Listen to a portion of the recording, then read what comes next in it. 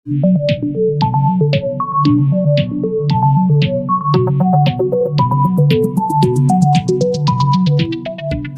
Student, concepts of physics में आपका स्वागत है।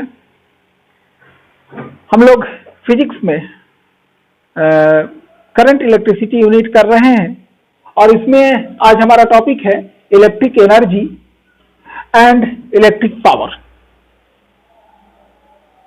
ये भी हमारा 10th में पढ़ा हुआ टॉपिक है, उसी को थोड़ा सा रिकॉल कर लेना है। जैसे मान लीजिए ये कोई कंडक्टर है जिसका रेजिस्टेंस R है, ये किसी V वोल्ट के सोर्स के साथ जुड़ा हुआ है और इसमें करंट I फ्लो कर रहा है। एक बात ध्यान रखिए, ये जो पोटेंशियल डिफरेंस अप्लाई करने वाला जो सोर्स होता है, जो बैटरी हो या सेल हो, इसको हम लोग सोर्स ऑफ EMF कहते हैं। EMF यानी इलेक्ट्रोमोटिव फोर्स। इसका थोड़ा डिटेल आगे पढ़ेंगे इस लेसन में। तो जो किसी सर्किट में पोटेंशियल डिफरेंस मेंटेन करता है, उस सोर्स को हम लोग कहते हैं source of EMF, source of electromotive force. यानी यहाँ ये जो बैटरी या सेल हो गया, सोर्स ऑफ EMF हो गया। तो अब ये जो बैटरी करंट इस रेजिस्टेंस के थ्रू सेंड करेगा, तो करंट को फ्लो करने में इस रेजिस्टेंस से वर्क डन करना पड़ेगा और वही वर्क डन कहलाएगा electrical energy consumed by the circuit या electrical energy consumed by this conductor और दिस रजिस्टर। अब देखिए इसको लिखेंगे कैसे। इलेक्ट्रिक एनर्जी का डेफिनेशन लिखिए, the total work done by the source of EMF in maintaining the electric current in the circuit for a given time is called electric energy consumed in the circuit। ये definition हो गया।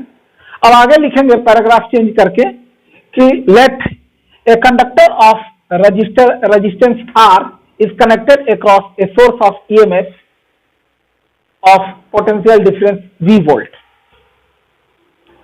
and the current flows through the circuit is I।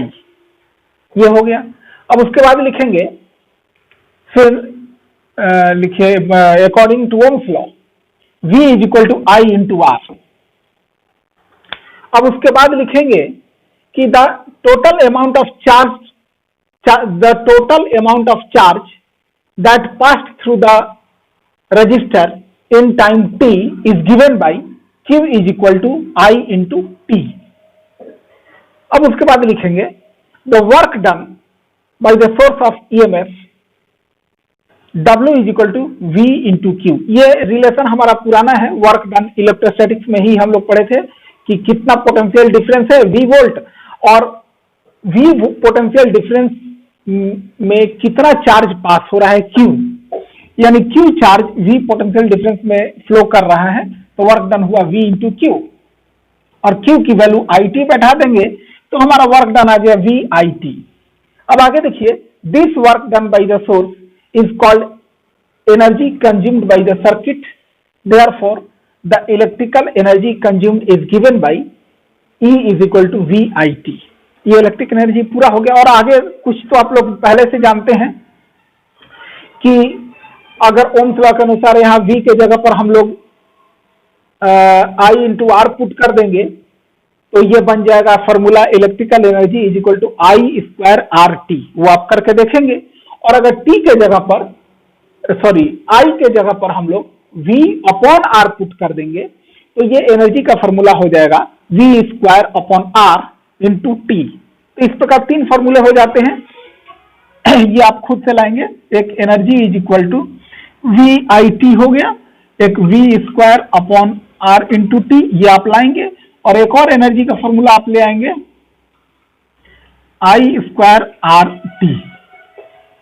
मैंने बता दिया है, ohms law के अनुसार V के जगह पर एक बार IR पुट करेंगे तो ये फॉर्मूला आ जाएगा और दूसरे बार I के जगह पर V अपॉन R पुट करेंगे तो ये फॉर्मूला आ जाएगा V square upon R into T। और एक तो तीसरा फॉर्मूला ये है। अब अगला हमारा टॉपिक है electric power. Electric power, the rate at which work is done by the source of EMF in maintaining the electric current in a circuit is called electric power of the circuit. Mathematically P is equal to W by T, यानी 10th में भी हम लोगों ने पढ़ा है electric power is equal to work done by time.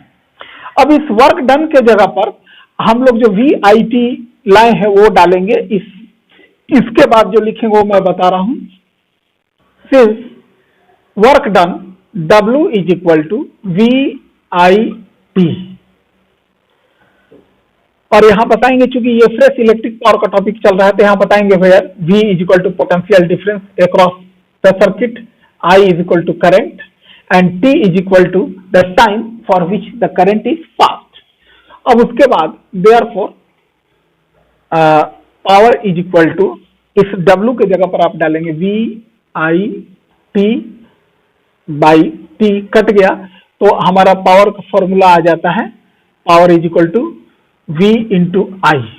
एक तो ये हो गया power is equal to V into I, और फिर यहां आप ओम्स लॉ के अनुसार since V is equal to I into R, bracket में लिखे फ्रॉम ओम्स लॉ, तो देयरफॉर V के जगह पर I इंटू आर डालेंगे तो power is equal to I R, और इंटू आई किया तो पावर का एक फॉर्मूला आ गया I square into R, and I is equal to V upon R, ये भी लिखेंगे फ्रॉम ओम्स लॉ। तो अब आपका ये फॉर्मूला आ गया पावर इज इक्वल टू, अब इसी फॉर्मूला में देखिए V के जगह पर V लिखिए और I के जगह पर लिखिए V अपॉन आर। मेरे ख्याल से आपको क्लियर दिख रहा होगा, V